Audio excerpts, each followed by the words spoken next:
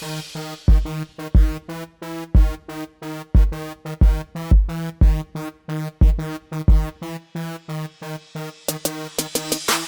everybody, and welcome to the College Football Betting Breakdown Show, courtesy of Scores and Odds. I'm going to be your host today for week number one, Sean PSU fans, Sean Newsham. Joining me is going to be my usual co-host, Alex Fearmyturtle Hardin. Alex, how's it going heading into week one?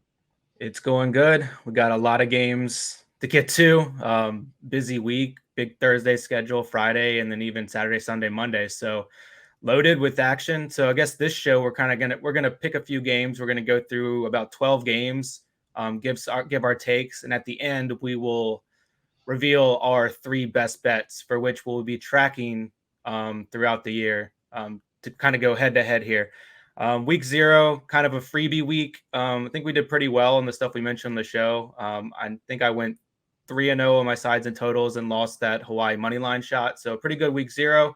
But we get into the real games week 1. We'll be tracking going forward, and I'm here to take you down, Sean.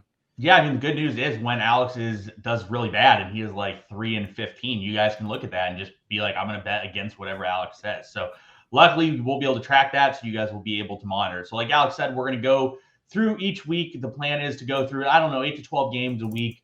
We'll have some games that are our favorite bets on the week, and then we'll try to hit key games during key time slots, so there's always something for you guys to bet where we talk about the game. So we're going to go through this week. As you guys know, there's big games Thursday, Friday, Saturday, Sunday, and Monday. So we are going to try to do at least one game a day, and then obviously on Saturday we'll have a significant amount more.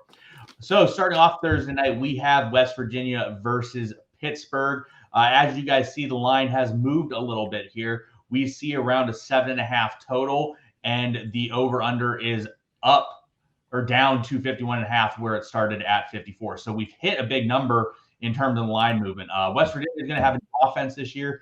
JT Daniels has been brought in. They should be passing a lot more. Pittsburgh is traditionally, over the last couple seasons, a big pass funnel on defense. So, Alex, what's your thoughts here on the West Virginia versus Pitt? Yeah, I think the sentiment is that Pitt's going to be down this year because they lose their offensive coordinator. They lose Jordan Addison, obviously, to USC, and then Kenny Pickett's in the NFL. However, I think this team has a really solid foundation. They returned their entire offensive line. They have plenty of starters coming back on defense, plenty of weapons still on offense. So I think they're going to be really good. And I still think there's a lot of question marks on the West Virginia side. I think they should be better offensively with Graham Harrell in now as offensive coordinator. He was at USC last year, but they will throw more, and it should be more exciting. I actually think the spread is a little light. I like Pittsburgh to win by like 2 touchdowns here. So a bit of a lean to the Pittsburgh side on the side. And actually, I like the over in this game as well, over 51. Just West Virginia is going to open it up a bit more offensively, and I have faith that Pittsburgh can score plenty here. So those are 2 initial leans to me. What do you think? Yeah, I probably agree with you on the Pittsburgh side. I'm not as sold on the over and under. I think there could be some struggles here to start with so much changeover for both teams. So I would probably stay away from that. Probably like the Pittsburgh minus 7.5 a little bit more than the total on that game. All right, on to the next game. We have the Penn State Nittany Lions, also known as Best Team in Football, for those wondering, against Purdue. The game is at Purdue on Thursday night. It opened 2.5, Penn State minus 2.5. It has moved to minus 3.5 for Penn State.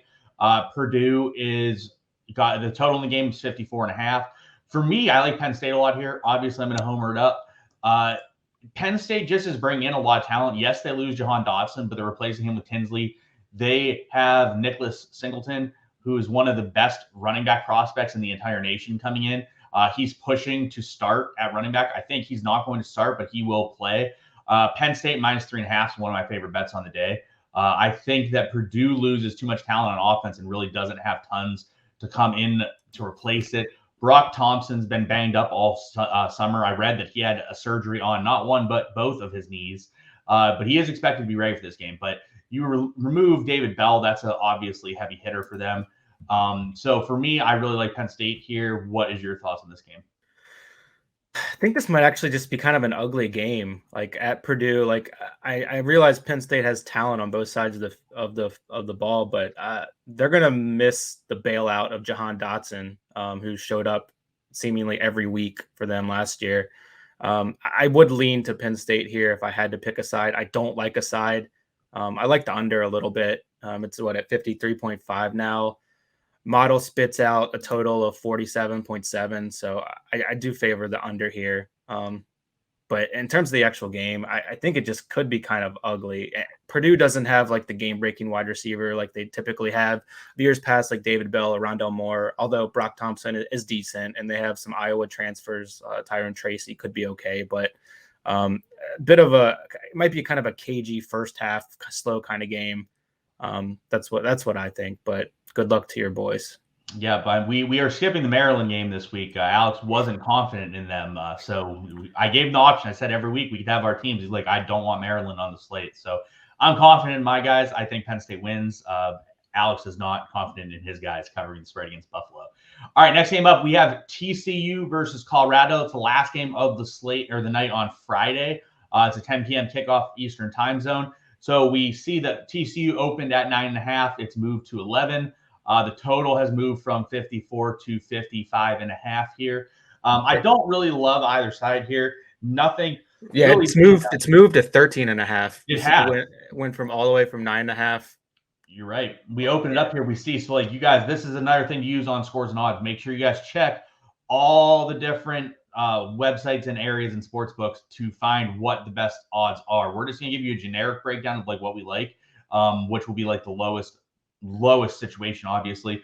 But make sure you guys look, because every site will have different lines and different things. So yeah, we see the line movement here as well, and this helps you be able to look at the line movement. So we've seen it jumped from 11 to 13.5 in a 4-minute span. That means someone put a tremendous amount down on TCU at -11. So that's a big line movement to note in this game. You still are under 14, so you're under that big number at 14. So what's your thoughts here on this game, Alex?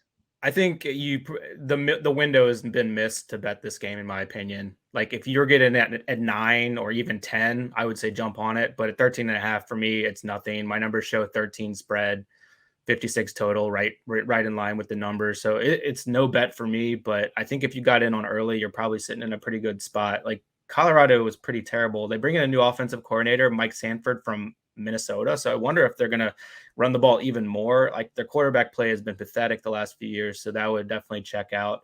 TCU is just like a whole new regime with Sonny Dykes coming in. I think it'll be an interesting team to kind of see what they do here on the road. But to me, it's no bet. Yeah, I would probably stay away.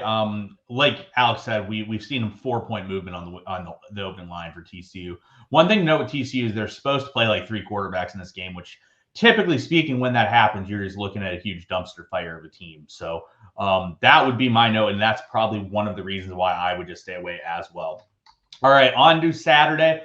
We're going to start off here with Arizona against San Diego State.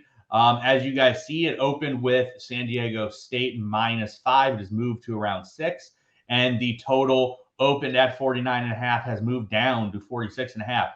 Alex, we have this marked off as one of your games of the week. So what do you think in this game? I think everything that you read is going to say that Arizona is a lot better this year and they're going to be better. I don't know if I quite buy that. And also that San Diego State's not going to be as good. And I don't necessarily buy that either. I like San Diego State on the spread here, -6.5. They're opening a brand new stadium here. They have a solid defense as always. They have some talent at running back.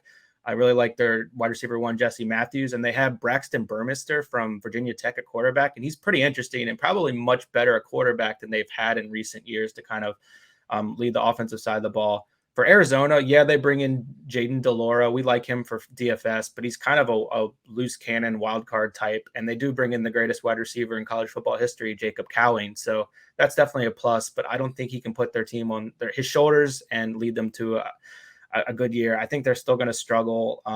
It's a bad opening spot to open your season at San Diego State in a new stadium. I think they get plowed here. I really like San Diego State. Yeah, so I will say that this is one of the spots where you definitely need to monitor the books. As you see here, DraftKings and other books are at like 6.5. FanDuel, you get it at 5.5. So definitely a situation where depending on which side you want, you need to take a look at that. Yeah, I tend to agree. I think Arizona's going to be pretty poor as well. but they do have more talent. But Burmeister coming in for San Diego State is a massive upgrade to what we're used to seeing at quarterback for San Diego State. I don't think that's being accounted for at all. Like, agree. And it's a massive talent upgrade. Like Burmeister is at least a solid option compared to what they usually run out there. So I definitely agree with that. All right, on to the next game. We have one of the biggest games of the weekend in Georgia versus Oregon. This is one of the bets I like the best. I put it in my play a bit ago, but we see that Georgia opened up -14.5. The line has moved to 17.5, and the over/under is set at 51.5. Has moved to 52. I think that Georgia has lost a lot, obviously, but they are still a far, far better team than Oregon. To me, Oregon is just a complete. I just don't like what we've seen out of Oregon over the years past. Oregon was pretty terrible last year. They're bringing in some new players that are just not going to get the job done, in my opinion. We saw an exodus at receiver and talent position because basically everyone was fed up with the, hey, we literally don't get the ball because you rotate 18 receivers, and it literally pissed off everyone. So we saw Micah Pittman leave for Florida State. We saw some other skill position guys leave as well. So I just think that Georgia, even though they lost quite a bit, is still set up well to win this game and win this game handedly. I think Oregon's going to struggle to move the ball. What's your thoughts here? It's interesting with Georgia's defensive coordinator, Dan Lanning, going to Oregon here and immediately getting to play his old team. Not ideal for him. To me, I'm just going to watch this game as a college football fan and see what happens. I don't have any interest at these numbers on either team, but I would think that Georgia wins here pretty easily. It's just a matter of how much. Yeah. All right. Moving on to the next game, we have two ranked opponents. We have Cincinnati against Arkansas. As you guys see here, the line has moved from Arkansas -7.5 to around 5.5, 6. The total's been pretty much the same, right around 52. So what's your thoughts with this game, Alex? Yeah, it all comes down to what you think about Cincinnati. Did they lose their whole team from last year, or are they a program at this point where Luke Fickell has it where they just like reload and not rebuild? I tend to think that his program's kind of advanced to the point where they can just reload year after year and they have talent waiting, but it's hard to, like, they lost Ritter, Pierce, Sauce Gardner on the defensive side. Like, they lose a lot.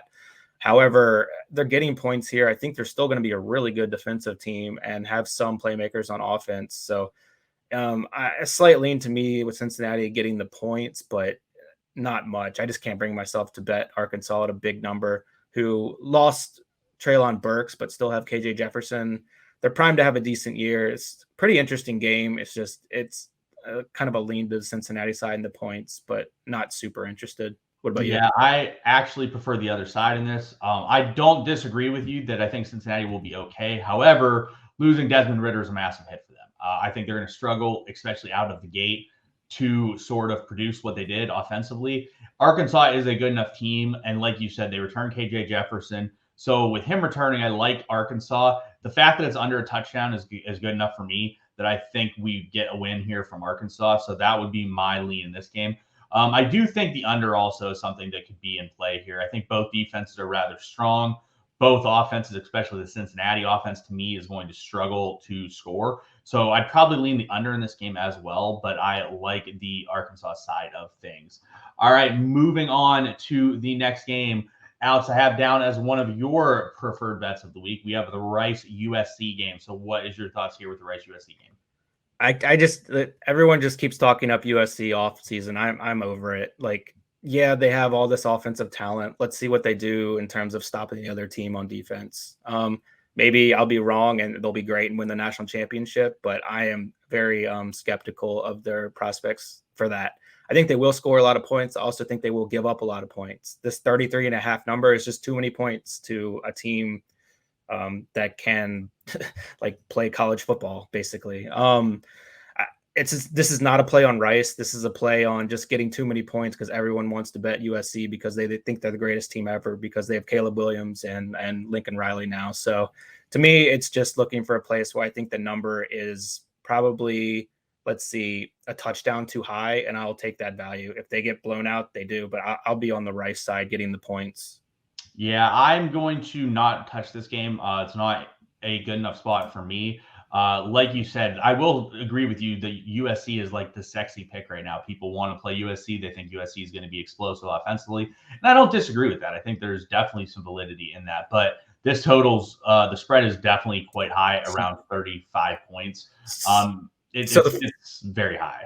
The funny thing when I was looking into Rice to kind of justify my position, like the best thing I could find was that they returned 3 of their 5 offensive linemen who started, and Luke McCaffrey is playing receiver, and they have like the 9th best recruit in program history who is a 3-star wide receiver. So all fun facts for your Rice Owls. Yeah. There you go. All right, next game we go to Utah and Florida. So Florida is going to completely revamp their offense here this year, and we finally are going to see a non-disaster quarterback situation with Richardson at quarterback, and hopefully they sort of clear that out. I believe that Utah, however, is going to be a pretty decent team as well. As you guys see here, Florida is the underdog despite being the home team, but Utah is ranked 7th in the nation. Like, Utah is getting a lot of credit for being one of the top teams. I definitely think that Florida lost some pieces. They lost Malik Davis, but they lost Dameon Pierce, but they have enough of a recruiting track record to probably keep things going. I think their offense is going to be a bit more explosive. I'm not sure if it's going to be there for this game. So this game's kind of a stay away from me. Do you like either side? I don't. Slight lean to the over for me, but really, I'm big on Utah for this whole season, so I will be rooting along Utah. I like them a lot as like a dark horse national champion contender at 80-1. I like the Cameron Rising long shot Heisman stuff. This is just one of the key games that they need to avoid a trip up. So I will be rooting for Utah here, but I think it's a pretty close game. Florida's offense should be better, letting Anthony Richardson take over the offense. But if I had to play anything, I'd lean to the over here just because I think both offenses are going to be quite solid. So was it 50.5? 51? 50 yeah. Yeah. Right, my numbers have 58 is the total. So I'm showing a slight over. So that's a lean there, but it should be a good game.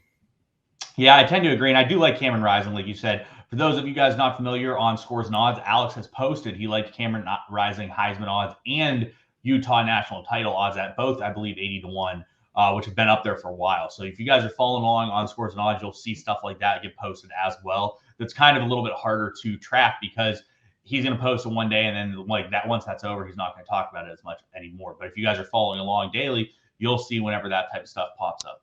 All right, next game, we have one of the biggest games of the weekend. I won't say the biggest because we had the Georgia-Oregon game, but Notre Dame, Ohio State here. Ohio State returns quite a bit. Yes, they do lose Olave and they lose Garrett Wilson, but they return quite a bit. Notre Dame loses Kyron Williams. They were pretty terrible. I'm honestly kind of surprised that Notre Dame is number 5 in the nation. I don't think they're going to be near as good as they are. I think Ohio State's going to just run them in this game a little bit. So this is one of my preferred spots of the week. So what is your thoughts here in the Ohio State Notre Dame game? I just think it's a lot of points and I think Notre Dame is ranked that high because of the potential of their defense. Like, I do think they have a pretty high ceiling as a team defensively, and 17 points is a lot. Ohio State isn't one of those teams that are like Georgia, who is really going to suffocate you defensively. Like, they can allow some points. So for me, I like Notre Dame. Was it plus 17? I think that's a pretty decent number, but I'm not thrilled with it. I can't bet Ohio State minus 17 here, but I do like their offense. They're going to be great. They're going to put up some huge numbers. Yeah, I can bet that. I think that Notre Dame's offense is just not good enough, is my concern. I think Notre Dame's going to really struggle, and I'm not arguing with Notre Dame defense being good. I think they will be pretty solid. But I think this Ohio State offense is going to be one of the best in the country. We know they lost a couple key guys, but like they returned Smith and Jigba. He's probably their best receiver. Could have arguably been last year. I would probably say he was their best receiver last year. You know, they might be better offensively this year, and that's pretty scary. Well, coming into the season last year, they were starting like Master Teague and stuff at running back, whereas now it's the Travion Henderson show. They're very established. Like the receiving core with Marvin Harrison Jr., Fleming, and then Smith and Jigba with Travion Henderson in the backfield with Stroud having a year under his belt. Like, I really like this team as well. All right, last game on Saturday, we have Boise State and they are playing Oregon State. As you guys see here, Oregon State's right around -3 at home. The total has moved to around 57.5. Alex, this is another one of your bets for the weekend. So what's your thoughts here? I think it's a classic case of wrong team favored.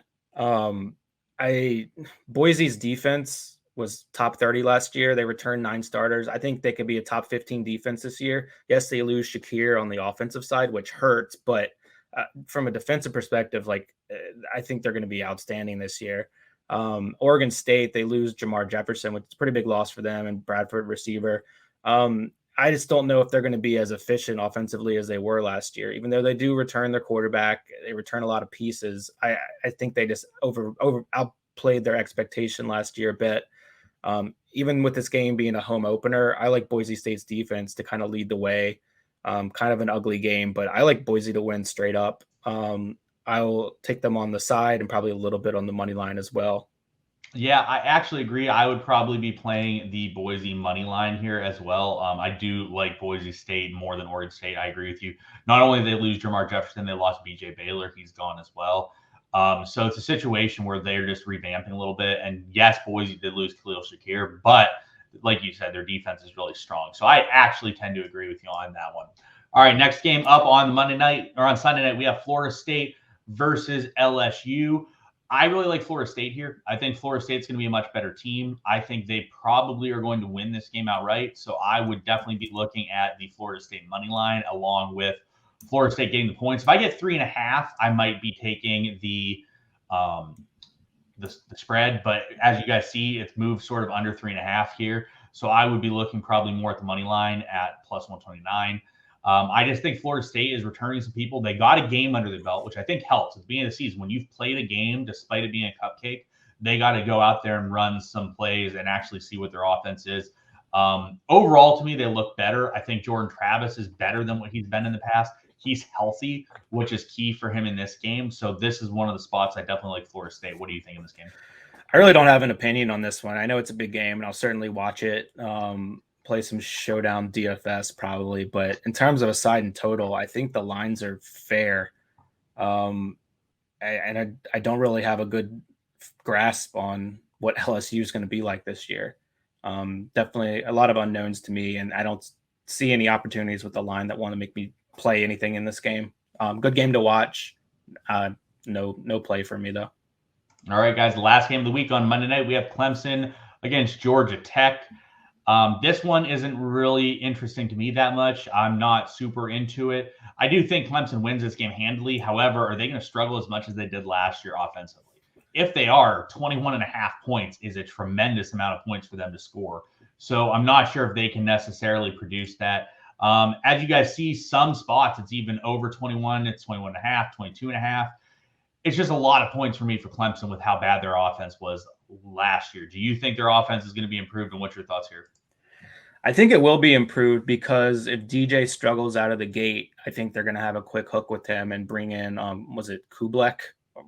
Cole Kublek? A big 5-star recruit, at least 4-star. Who isn't a big recruit for Clemson, right? Yeah, I mean, the thing with Clemson is they get some of them, but they don't have like the 4- and 5-star depth like Bama and Georgia. And we kind of saw what happens when those guys don't work out next year. Like they don't have as much depth to go to. Last year, they were struggling offensively. I lean to Clemson here. I don't love it, but I'm certainly not playing Georgia Tech. I don't know what happened to that program. They were pretty promising a couple years ago when they had like Jahmyr Gibbs coming in, and like now he's gone at Bama. Like you have a showcase player like that, and you still can't do anything really consistently offensively. I just not a big fan of what they're doing there. So maybe a little lean towards Clemson, but not a lot of conviction there. For sure. All right, guys, that's going to wrap up the games that we are planning on talking about today. Now we're going to talk about the 3 favorite bets that we have for this week. So, Alex, why don't you start with the 3 bets that you like the most? Okay, before we get into that, make sure you hit the like and subscribe. We are not necessarily moving lines with our college football play, but lines do move. So hitting that subscribe will get you, and notifications will let you know when we have new content up, so you can get to it as soon as possible before those lines move and kind of understand the landscape of the college football betting week. So to get into my best bets for the week, number 1, Rice plus 33.5 against USC.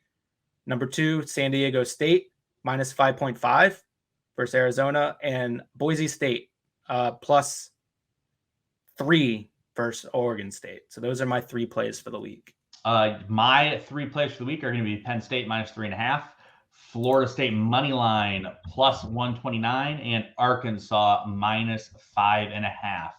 All right, everyone, that's going to wrap it up for us this week. We'll be back next week with another show. If you guys have any games you want us to cover, feel free to hit us up on Twitter. I'm at PSUFans2. Alex, what is the app that they can reach you at? I'm at Fearmyturtle DFS. Let's go, Rice Owls. There we go. All right, guys, good luck to you all this weekend. We'll see you guys next week.